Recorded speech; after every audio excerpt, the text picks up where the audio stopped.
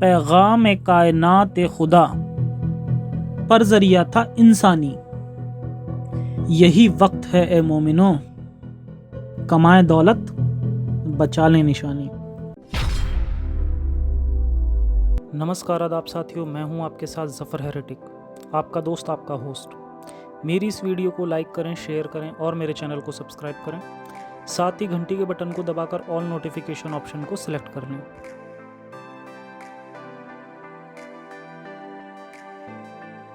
آج کی ویڈیو قرآن کی پریزرویشن پر ہے، جس میں ہم ثابت کریں گے کہ قرآن آج تو کیا کبھی بھی محفوظ نہیں تھا، نہ ہی خلیفہ عثمان کے دور میں اور نہ ہی خود محمد صاحب کے دور میں۔ ساتھ ہی ساتھ آج کی ویڈیو میں مسلم لوگوں کے لیے $1 ملین کا چیلنج بھی ہے۔ تو شروع کرتے ہیں بنا اللہ کا نام لیے۔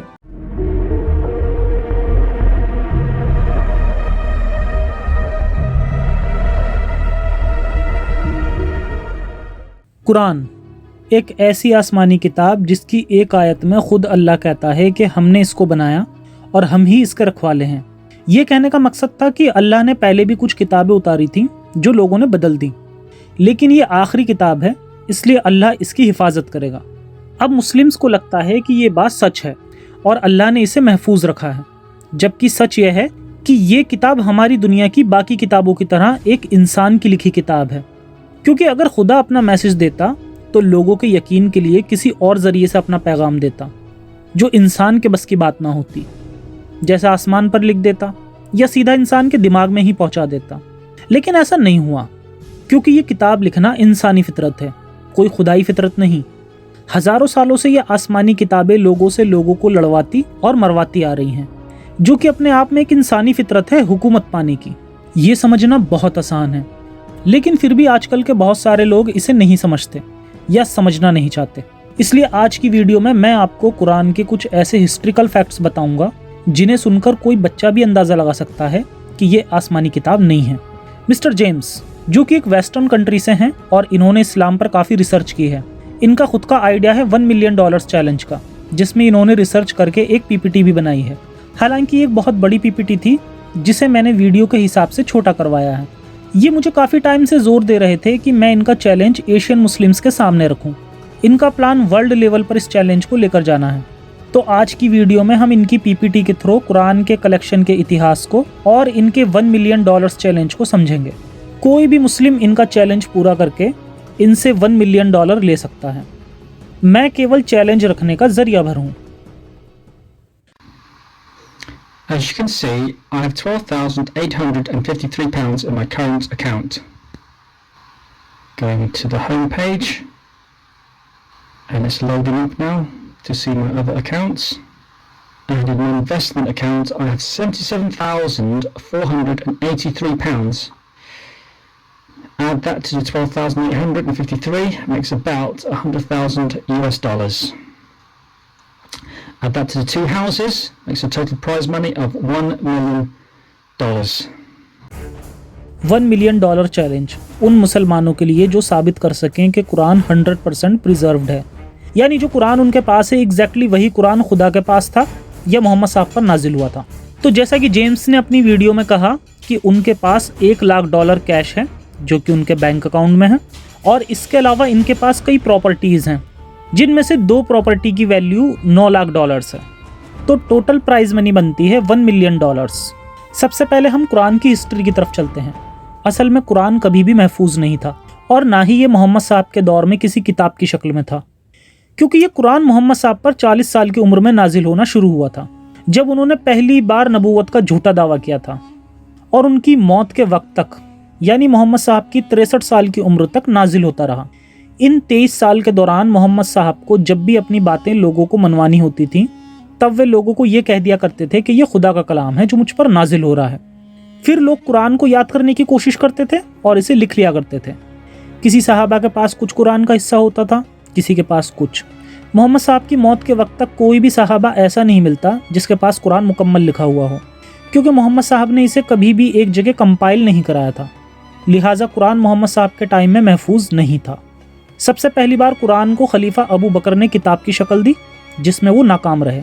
اس بارے میں ہم آگے کی سلائڈز میں دیکھیں گے۔ اور پھر تیسرے خلیفہ عثمان کے دور میں بھی اسے کمپائلڈ کرنے کی ضرورت پڑی۔ इस बार भी कुरान जमा ना हो सका, बल्कि उस्मान के दौर में कुरान को पढ़ने को लेके उम्मत में बहुत तजाद पैदा हुआ। जिस किरात का बहाना बना के मुस्लिम कुरान को प्रिजर्व बताते हैं, उसी किरात के कॉन्सेप्ट को उस्मान ने ख़त्म कर दिया। मगर आज के टाइम में हमें 7 नहीं बल्कि इससे भी कहीं ज़्यादा किरात मिलती हैं। फिर इसी तरह उमैयद और अब्बासी दौर में कितने ही स्कॉलर्स ने कुरान को रद्दो-बदल किया। आए दिन कुरान का अरेंजमेंट चेंज होता रहता था, और कुरान में डायलेक्ट्स जो आज हमें देखने को मिलते हैं वो मोहम्मद साहब के मरने के बहुत टाइम बाद जाके ही लगाए गए थे। जिस तरह मोहम्मद साहब की मौत को लेकर अब तक कौन सी हदीस सही है और कौन सी गलत, यानी डिसाइड करना मुश्किल है, वैसा ही हाल कुरान का भी है, क्योंकि कज़्ज़ाब और झूठे रावियों से ली गई हदीस तो ज़ाइफ हैं, मगर कुरान नहीं। कुरान, हदीस और सीरत रसूल अल्लाह, ये सब मोहम्मद साहब के मरने के सैकड़ों सालों बाद ही अपनी असल शक्ल में आए हैं। अब मुसलमानों का क्या बिलीव है ये देखते हैं।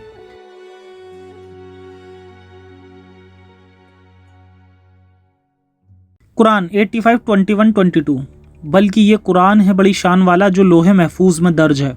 मुस्लिम्स का ये बिलीव है कि कुरान 1400 सालों से प्रिजर्व्ड है। पूरी दुनिया में पाए जाने वाली तमाम की तमाम कुरान अपनी असल अरबी ज़ुबान में महफूज हैं और ये कभी भी चेंज नहीं होगा। तो यहाँ इस स्लाइड में देखें तो ये स्टेज 0 है, जिसके अकॉर्डिंग अभी कुरान इटरनल, अनक्रिएटेड और अनचेंज्ड है। ये कुरान अभी अल्लाह के पास लोहे महफूज है और अभी तक रिवील नहीं हुआ। अब चलते हैं अगली स्लाइड की ओर। ये वक्त है 600 AD का। ये वो दौर था जब अरबिक लैंग्वेज पूरी तरह से मैच्योर लैंग्वेज नहीं बनी थी। इसे कूफी स्क्रिप्ट कहते हैं, जिसमें ज़ेर ज़बर वगैरह नहीं लगे होते। आज के वक्त में कुरान में जो डिएक्रिटिक्स मार्क्स हम देखते हैं, जैसे ज़बर, ज़ेर, पेश, नुक्ते, जो अरबिक लैंग्वेज को पढ़ने में मदद करता है, बिना इन मार्क्स के हम एक अल्फाज को एक से ज़्यादा तरीके से पढ़ सकते हैं। और ये मार्क्स तो कुरान में बहुत बाद में लगाए गए हैं। उससे पहले कुरान में इन्हीं मार्क्स के ना होने की वजह से मुस्लिम उम्मात में बहुत तजाद आया है। अब वक्त में थोड़ा आगे चलते हैं। 630 AD का वक्त आ गया है। यहाँ कुरान नाजिल हो गया था और अभी भी हो रहा था। तो अल्लाह मियाँ ने इसे महफूज करने के लिए उस वक्त के लोगों को आज की तरह कंप्यूटर्स तो दूर, कागज़ बनाने की अकल देना भी ठीक नहीं समझा। तो इसे लकड़ी के टुकड़ों में, पत्थरों में, हड्डियों में लिखा गया। अब हड्डियों, पत्थरों में आप पूरा कुरान तो लिख नहीं सकते जो उसे लिखकर महफूज कर लिया जाए। जानवरों के चमड़े में लिखने के लिए भी सैकड़ों जानवरों को मारना पड़ता। यही वजह बनी कि कुरान बिगड़ गया। हम देख सकते हैं कि जब इसे कलेक्ट करना शुरू किया गया था, तब चैप्टर नंबर 9 की आयत 128-129 का एक ही आदमी मिल पाया था जिसे ये याद था। अब आप समझ सकते हैं कि ये कितना महफूज होगा। अब आगे इस्लाम की तारीखों से ही एग्जाम्पल मिलेंगे जहाँ जहाँ ये बदला। पहला एग्जाम्पल, एक अंधे आदमी ने इसे बदला। बुखारी 4594, जब कुरान की सूरह अन-निसा की आयत नाजिल हो रही थी, तब नबी ने फरमाया कि अल्लाह की राह में जिहाद करने वाले और घरों में बैठे रहने वाले दोनों की हैसियत हरगिज़ बराबर नहीं हो सकती। तब बिन मख्तूम नबी के पीछे बैठे हुए थे, अर्ज़ किया, या रसूल अल्लाह, मैं तो अंधा हूँ, क्या तब भी? फिर कुरान की आयत दोबारा नाजिल हुई कि सिवाय उनके जो अपाहिज हैं। ये हदीस सही है और आज के वक्त में कुरान में भी यही तब्दील हुई आयत मौजूद है।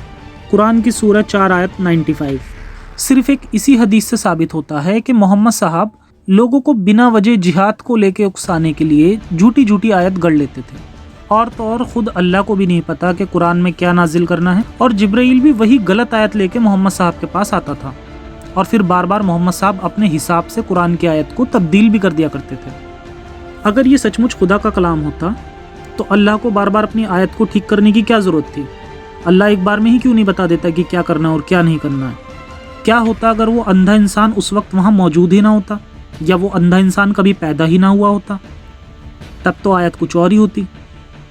अब दूसरा एग्जाम्पल लेते हैं, इब्ने सार का इस्लाम को छोड़ना। ये कहानी आम मुस्लिम लोगों को नहीं पता होती। रीज़न, ये केवल इस्लाम की हायर एजुकेशन का हिस्सा है। रसूल के सहाबा के बारे में जानने की भी एक ब्रांच होती है जिसे इल्म अल रिजाल कहते हैं। इसी फील्ड में एक एग्जाम्पल मिलता है उसूल उल गबा से, जिसमें इब्ने सार, जो कि रसूल अल्लाह की वही को लिखा करता था, कहता है कि मैं जब चाहता था तब रसूल की वही के लफ्ज़ बदल सकता था। वो कहता है कि रसूल ने मुझसे कहा ऑल पावरफुल ऑल वाइस, तो मैंने सजेस्ट किया कि ऑल नोविंग ऑल वाइस, तो उन्होंने कहा कि हाँ एक ही बात है। शायरी में राइम्स ना होने पर कई बार वर्ड्स बदलने पड़ते हैं, मैं समझ सकता हूँ इस बात को। तो वही इंसानी फितरत यहाँ दिखती है कि कैसे इब्ने सार ने इसे बदल दिया, जैसे पहले अंधे आदमी ने बदला था। इब्ने सार ने बाद में इस्लाम को छोड़ भी दिया था, शायद वो समझ गया था। अगला एग्जाम्पल लेते हैं शैतान की आयतें। ایکچولی ایک ابن سعد کی روایت ملتی ہے جس میں محمد صاحب نے عرب میں جو اسلام سے پہلے کے ریلیجنز تھے ان میں ان کی 3 دیویوں کو ایکسیپٹ کر لیا تھا اور یہ کہہ دیا تھا کہ یہ 3 دیویاں خوشگوار معلوم پڑتی ہیں اور ان کے بیچ پڑنے سے بخشش کی امید ہے. لیکن بعد میں محمد صاحب اپنی بات سے پلٹ گئے اور بہانہ بنا دیا کہ وہ آیت تو شیطان نے میرے منہ میں ڈالی تھی. تو یہاں شیطان نے بھی قرآن کو بدل دیا تھا. چوتھا ایگزامپل بخاری 6438. صحیح بن سعد سے مروی ہے کہ میں نے عبداللہ بن جبیر کو مکہ میں منبر پر یہ کہتے سنا. انہوں نے اپنے خطبے میں کہا کہ اے لوگوں، نبی کریم فرماتے تھے کہ اگر انسان کو ایک وادی سونا بھر کے دے دیا جائے تو دوسری کا خواہش مند رہے گا، اور اگر دوسری دے دی جائے تو تیسری کا خواہش مند رہے گا، اور انسان کے بیٹے کا پیٹ مٹی کے سوا اور کوئی چیز نہیں بھر سکتی، اور اللہ پاک اس کی توبہ قبول کرتا ہے جو توبہ کرے. ابے کہتے ہیں کہ ہم نے اسے قرآن کی ایک کہاوت کے روپ میں مانا جب تک کہ یہ آیت نہ اتر گئی. یعنی لوگوں کو کچھ بھی پتہ نہیں تھا کہ قرآن کی آیت کون سی ہے اور نبی کی حدیث کون سی. تو بھلا یہ ڈیسائیڈ کون کرتا ہے کہ قرآن میں کیا شامل ہوگا اور کیا نہیں. 5واں ایگزامپل قرآن کی پریزرویشن کو رانگ پروف کرتی ایک اور حدیث، بخاری 4986 اور بخاری 7191. یہ ایک لمبی حدیث ہے جس میں لکھا ہے کہ جنگ یمامہ میں بہت سارے ایسے لوگ جنہیں قرآن کی آیتیں یاد تھیں، ان کے شہید ہو جانے کے بعد حضرت عمر نے ابو بکر سے کہا کہ ایسے تو پورا قرآن ہی ختم ہو جائے گا، لہٰذا ہمیں اسے کتابی شکل دے دینی چاہیے. پہلے تو ابو بکر نے منع کر دیا، لیکن پھر تیار ہو گئے. انہوں نے یہ کام زید کو دیا. زید نے یہ پتھروں، پتوں، لکڑیوں سے آیتیں کسی طرح نکال کر دے تو دیا، لیکن اس نے یہ کہا کہ یہ میرے لیے ایسا تھا جیسے ایک پہاڑ کو ایک جگہ سے دوسری جگہ رکھنا. اس میں وہ یہ بھی بتاتا ہے کہ ایک آیت کیول ایک آدمی سے ہی مل پائی. صرف اس ایک حدیث سے ہمیں 3 پوائنٹس دیکھنے کے لیے ملتے ہیں. پہلا، حضرت عمر نے خود کہا کہ قرآن کو جمع کر لیا جائے ورنہ یہ قرآن ختم ہو جائے گا. یعنی خود حضرت عمر کو یقین تھا کہ قرآن بھی ختم ہو سکتا ہے اور یہ محفوظ نہیں رہ سکتا. خود حضرت عمر کو اللہ پہ یقین نہیں تھا کہ اللہ قرآن کو بچا سکے گا، انہیں پتا تھا کہ یہ انہیں خود کرنا ہوگا. دوسرا پوائنٹ، حضرت زید کو مسلم کہتے ہیں کہ ان کی موجودگی میں قرآن کو کچھ نہیں ہو سکتا کیونکہ یہ قرآن کے ماہر ہیں اور رسول اکثر کر کے انہی سے لکھوایا کرتے تھے. اب یہاں خود حضرت زید نے کہا کہ اگر ابو بکر مجھے کسی پہاڑ کو ایک جگہ سے اٹھا کر دوسری جگہ رکھنے کو کہہ دیتے تو اس کا بوجھ بھی اتنا نہیں ہوتا جتنا کہ قرآن کو جمع کرنے کا تھا. یعنی کتنا مشکل کام تھا یہ. تیسرا پوائنٹ یہ ہے کہ قرآن کو جمع کرنے کا بوجھ سچ میں بھاری ہے. یہ ہمیں حدیث کے لاسٹ میں پتہ چلتا ہے کہ سورہ توبہ کی آخری آیت مجھے صرف اور صرف ابو جبیر سے ہی اور کسی کے پاس سے نہیں ملی. نہ جانے ایسی کتنی آیتیں تھیں جو باقی صحابہ کے پاس تو تھیں مگر وہ شہید ہو گئے ہوں. اب اگلے اگزامپل میں یہی خلاصہ ہوگا. کتاب المشرف پیج 23 ابو داؤد کی ایک حدیث سے کلیئر ہوتا ہے کہ جنگ یمامہ میں بہت سارے ایسے لوگ مر گئے تھے جنہیں کچھ سورہ یاد تھیں جو کسی اور کو نہیں یاد تھیں، اور نہ ہی وہ کہیں لکھی گئی تھیں اور نہ ہی وہ کسی ایک بھی آدمی سے بعد میں بھی مل پائیں. مطلب صاف ہے کہ کچھ آیتیں پوری طرح مسنگ ہیں. ایسے ہی ایک اور ریفرنس میں کہا گیا کہ یہ مت کہو کہ تم نے سارا قرآن حاصل کر لیا، کیونکہ جب کوئی جانتا ہی نہیں کہ سارا قرآن کتنا تھا، کیونکہ زیادہ تر تو ختم ہو گیا. آپ کو کہنا چاہیے کہ ہم نے حاصل کر لیا جتنا بچ پایا. اب مجھے نہیں لگتا کہ یہاں مجھے ایکسپلین کرنے کی ضرورت ہے. اگلا ایگزامپل، یہاں ہمیں بہت ہی غضب کی سٹوری ملتی ہے جس میں ایک بکری قرآن کو کھا جاتی ہے. سنن ابن ماجہ 1944. حضرت عائشہ کہتی ہیں کہ رجم کی آیت اور بڑی عمر کے آدمی کو 10 بار دودھ پلانے کی آیت اتری، اور یہ دونوں آیت ایک کاغذ پر لکھی ہوئی میرے تخت کے نیچے تھیں. جب میں نبی کی وفات میں مشغول تھی تب ایک بکری آئی اور وہ کاغذ کھا گئی. یعنی اللہ کس طرح قرآن کی حفاظت کرتا ہے، اس کا ایک بہت اچھا اگزامپل ہمیں یہاں ملتا ہے. حالانکہ یہ بڑی عمر کے لوگوں کو چھاتی سے دودھ پلانا ایک بہت اچھا ٹاپک ہے، اسے میں ایک سیپریٹ ویڈیو میں بتاؤں گا. بخاری 4944. عبداللہ بن مسعود کے کچھ چیلے ابو الدرداء کے یہاں سیریا آئے. پھر ان سے پوچھا گیا کہ تم میں سے کون عبداللہ بن مسعود کی قرات کے مطابق قرات کر سکتا ہے. چیلوں نے کہا کہ ہم سب. پھر پوچھا گیا کہ کون دل سے کر سکتا ہے، تو انہوں نے علقامہ کی طرف اشارہ کیا.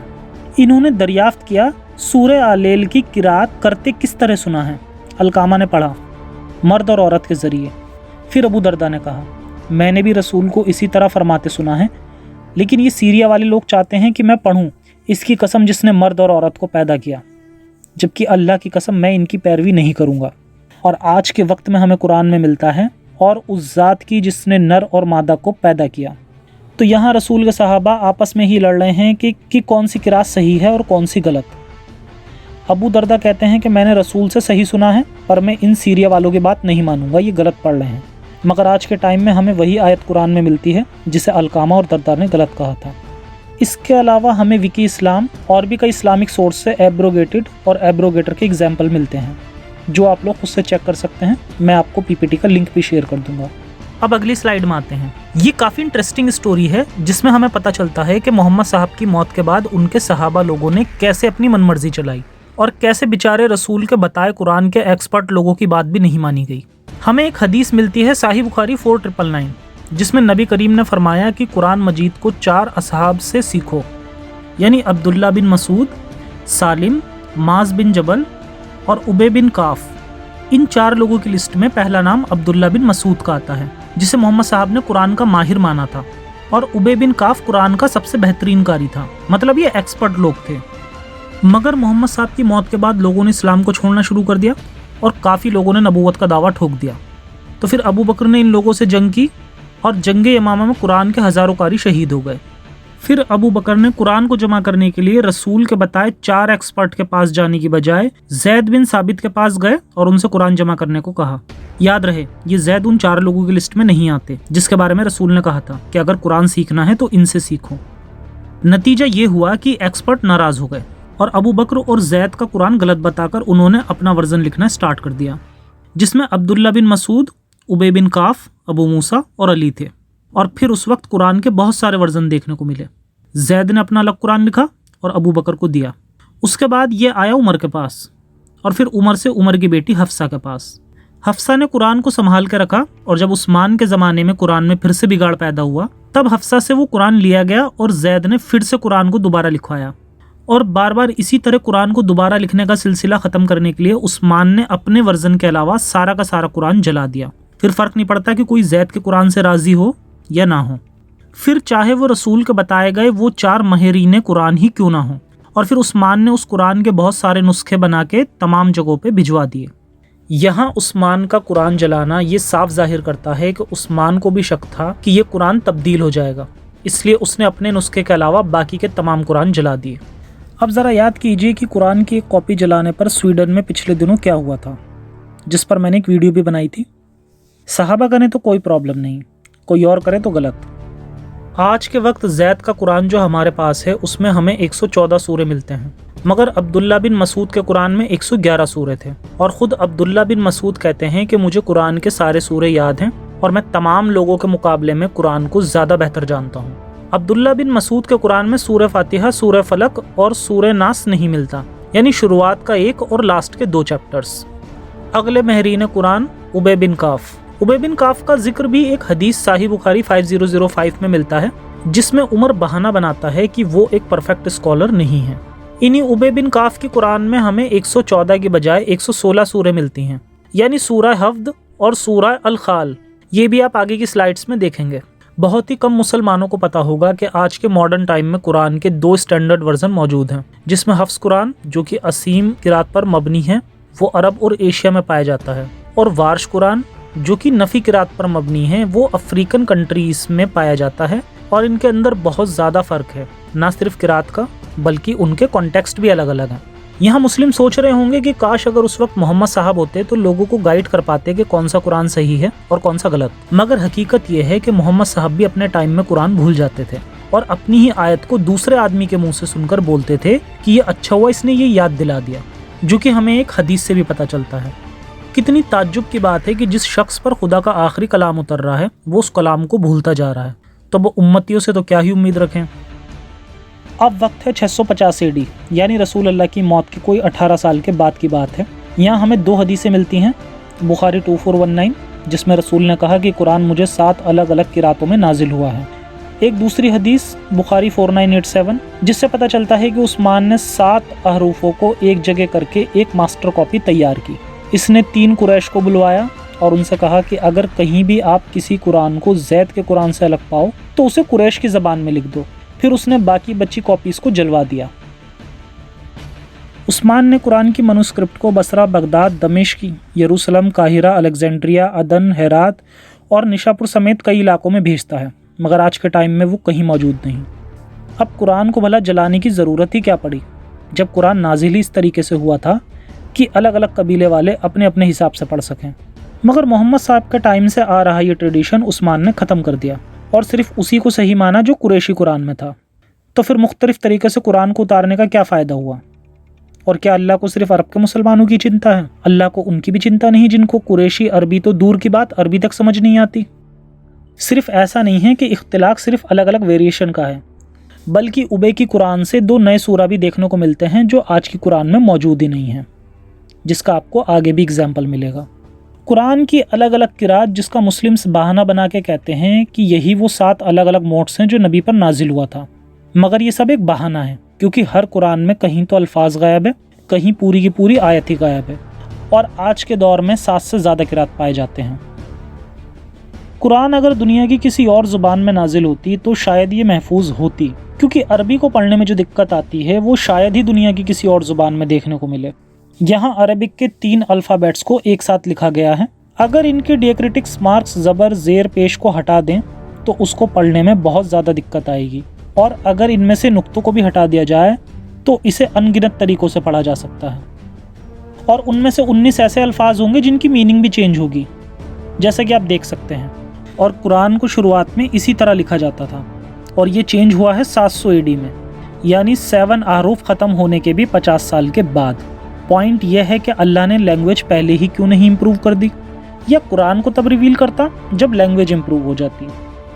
अलीफ से लेके ये तक अरबिक में टोटल 28 अल्फ़ाबेट्स हैं, जिनमें से 22 ऐसे अल्फ़ाबेट्स हैं जिनको अपना मतलब जाहिर करने के लिए डॉट्स की ज़रूरत होती है। बिना नुक्तों के इनमें से तमाम अल्फ़ाबेट्स को एक ही तरीके से पढ़ा जाता है।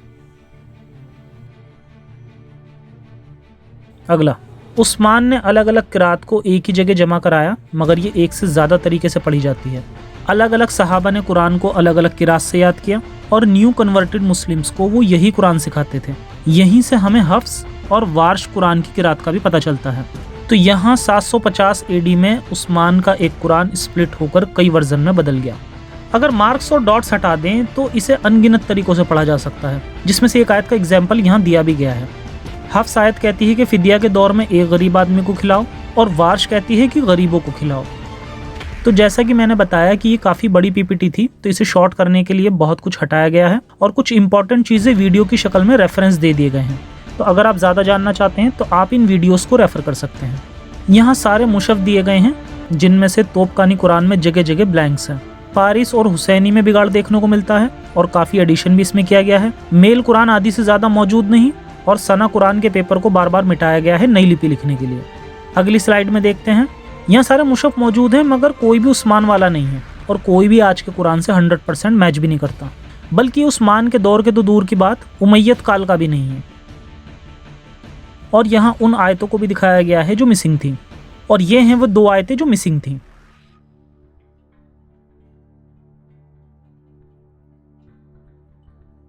यहाँ कुछ और एग्जाम्पल दिए गए हैं जो आजकल के स्टैंडर्ड कुरान और C1 कुरान में डिफरेंस बताती हैं। यहाँ कुछ वीडियो रेफरेंसेस हैं जिनसे हमें पता चलता है कि आज का कोई भी कुरान वर्जन उस्मान वाला वर्जन नहीं है। इनके वीडियोस के लिंक भी आपको डिस्क्रिप्शन में मिल जाएंगे। नेक्स्ट, जैसा हम जानते हैं कि आज के वक्त में हफ्स और वार्श वर्जन चलते हैं, जिसमें किरात की फ़र्क नहीं बल्कि अल्फाजों में भी फ़र्क है, और ये मैंने अपनी एक पुरानी वीडियो में एक्सप्लेन भी किया था, तो आप उसे भी देख सकते हैं। अब आपको फैसला करना है कि कुरान अनचेंज्ड है, इटरनल है, या लोहे महफूज में है। अब पूरी रिसर्च के पॉइंट्स आपको कंफर्म करवा देता हूँ। पॉइंट नंबर 1, मुसलमानों को यकीन है कि अल्लाह ने कायनात बनाने से पहले कुरान को लोहे महफूज में लिख दिया था। पॉइंट नंबर 2, कुरान शुरुआती दौर में कुफी लैंग्वेज में लिखा गया था, बिना किसी डायलेक्ट्स के, जिसको अनगिनत तरीक़ों से पढ़ा जा सकता है। पॉइंट नंबर 3, कुरान कागज़, पत्थर और हड्डियों में लिखा जाता था, यानी ये कभी भी किताब की शक्ल में नहीं था, और ना ही किसी को पूरा कुरान अच्छे से याद था। मोहम्मद साहब की मौत के बाद ये आपस में इस चीज़ को लेके कितना लड़े थे, ये मैंने पहले बता दिया है। पॉइंट नंबर 4, एक हदीस में हमने देखा कि कुरान की आयत को अंधे इंसान ने बदल दिया और कुरान दोबारा नाजिल हुई थी, जिसका सबूत हमें हदीस से मिलता है। पॉइंट नंबर 5, इब्न सार अपनी मर्जी से कुरान को चेंज कर देता है। पॉइंट नंबर 6, शैतान ने मोहम्मद साहब के मुंह में शब्द डाले और अल्लाह के कलाम को बदल दिया। असल में शैतान जैसा कुछ होता नहीं, तो मोहम्मद साहब ही लोगों को बेवकूफ़ बना रहे थे। पॉइंट नंबर 7, सहाबा की आपस में ही सिविल वॉर चलती थी कि कुरान का हिस्सा कौन सा है कौन सा नहीं, यानी ये कहना कि कुरान लोगों के दिल से याद था, ये बात झूठ है। पॉइंट नंबर 8, जंग यमामा में कुरान के कारियों का कत्ल हो गया, जिससे कुरान ज़ाया हो गया। और फिर जैद ने कहा कि कुरान को जमा करना किसी पहाड़ हिलाने से भी मुश्किल था। और फिर सूरह तौबा की आखिरी आयत सिवाय एक साहब के किसी और के पास नहीं मिली। पॉइंट नंबर 9, जैसे अल्लाह ने वादा किया था कि हमने इस कुरान को नाजिल करा और हम ही इसकी हिफाजत करेंगे, मगर अल्लाह उस बकरी को भी कुरान खाने से नहीं रोक पाया जो आयशा के पास रखा था। और वो रज़ाम और वो बड़े उम्र के आदमी को जो 10 बार दूध पिलाने वाली आयत थी जो कि हमें कुरान में नहीं मिलती, वो एक्चुअली बकरी के पेट में है। और ऐसा नहीं है कि यही दलीलें हैं कुरान की प्रिजर्वेशन के खिलाफ, बल्कि ऐसी और भी तमाम दलीलें मौजूद हैं जिन्हें मैं अपनी अगली वीडियो में भी कवर करूंगा। फिलहाल पॉइंट नंबर 10, सहाबा कहते हैं कि हमने नबी से सही कुरान सुना है और इन शाम वालों की तरह हम गलत कुरान नहीं पढ़ेंगे, बल्कि हमें वही कुरान आज के वक्त में देखने को मिलता है। पॉइंट नंबर 11, कुरान के बहुत सारे एब्रोगेशंस भी अवेलेबल हैं। पॉइंट नंबर 12, जिब्राइल ने मोहम्मद साहब पर 7 किरात में कुरान नाजिल करा था क्योंकि उन लोगों के लिए मुश्किल था जिन्हें अरबिक आती है। पॉइंट नंबर 13, फिर इन्हीं किरात के सिस्टम को उस्मान ने ख़त्म किया और उन सबको मिलाकर कुरैश की किरात को ही ज़्यादा प्रेफरेंस दी। अगर किरात ख़त्म ही करनी थी तो नाजिल ही क्यों हुई? अगर नाजिल हुई भी तो 7 किरात के होने पर इख्तिलाफ क्यों था? और आज के टाइम जो लोग किरात का बहाना बनाते हैं, उन्हें जान लेना चाहिए कि कुरान को पढ़ने के तरीके और अल्फाजों का गायब हो जाना अलग अलग बात है। उस्मान ने जैद की कुरान को ही क्यों चुना, उबे की कुरान को क्यों नहीं? जबकि कहा जाता है कि उबे उस वक्त में सबसे ज़्यादा कुरान को जानने वाला था और रसूल अल्लाह के हिसाब से भी वो एक एक्सपर्ट था, और नतीजतन उबे की कुरान में हमें 2 चैप्टर ज़्यादा मिलते हैं। पॉइंट नंबर 14, डिएक्रिटिक्स मार्क्स जो मोहम्मद साहब के काफ़ी टाइम बाद लगे, उन्होंने भी काफ़ी बात कुरान के मायनों को बहुत चेंज किया है। पॉइंट नंबर 15, तमाम की तमाम पाए जाने वाली मुशाफ एक जैसी नहीं है और ना ही ये आज के कुरान से एग्जैक्ट मिलती है और ना ही ये उस्मान की कुरान है। पॉइंट नंबर 16, उबे की कुरान में हमें 2 सूरह ज़्यादा मिलती हैं जो आज की कुरान में मौजूद नहीं है, यानी सूरह हफ्द और सूरह अल-खाल। पॉइंट नंबर 17, कुरान में कितनी किरात हैं आज के टाइम में ये कोई नहीं जानता, मगर जो इख्तिलाफ हमें हफ्स और वार्श में मिलता है उसमें से कौन सा कुरान अल्लाह ने लोहे महफूज में लिख रखा है। और एक लास्ट पॉइंट मेरी तरफ से, शिया लोगों का भी मानना है कि कुरान चेंज्ड है और ये असल कुरान का 1/3 हिस्सा ही मौजूद है। उनके हिसाब से इसकी 17,000 आयतें होनी चाहिए। इस पर भी मैं कभी एक सेपरेट वीडियो लाऊंगा। और अब टाइम है कंपटीशन का।